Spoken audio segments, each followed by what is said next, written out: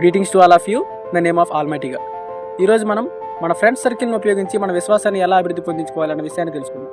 So ఇందులో మొదటిగా చూసుకున్నట్లయితే మనం ఎప్పుడైనా సరే ఖాళీగా ఉన్నప్పుడు మన ఫ్రెండ్స్తో ఏం చేస్తాం? అవసరమైతే ఖాళీగా ఉన్నప్పుడు సినిమా చూస్తాం, లేదా ఎవరితోనైనా సరదాగా మాట్లాడతాం, లేదా చాటింగ్ చేస్తాం. ఇలా ఖాళీగా ఉన్నప్పుడు టైం వేస్ట్ చేయకుండా వారితో మన విశ్వాసాన్ని అభివృద్ధి పొందించే విషయాలను, దేవుడికి సంబంధించిన విషయాలను మాట్లాడుకోవడం ద్వారా మన విశ్వాసం అభివృద్ధి పొందుతుంది.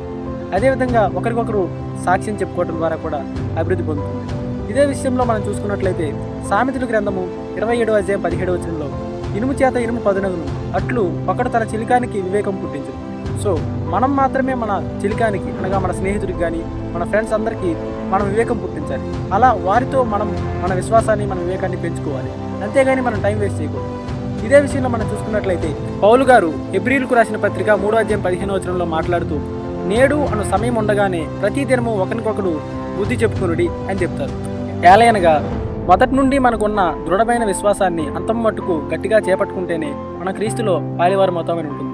సో ఫ్రెండ్స్ని ఉపయోగించి మన విశ్వాసాన్ని అభివృద్ధి పొందించుకోమని పౌలు గారు కూడా మనల్ని హెచ్చరించారు. కాబట్టి ఈసారైనా మనం ఫ్రెండ్స్తో కలిసినప్పుడు మనం ఎప్పుడైనా సరే టైం వేస్ట్ చేయకుండా మన విశ్వాసాన్ని అభివృద్ధి పొందించుకునే మాటలు మాట్లాడడానికి ట్రై చేస్తారని తెలియజేసుకుంటాం.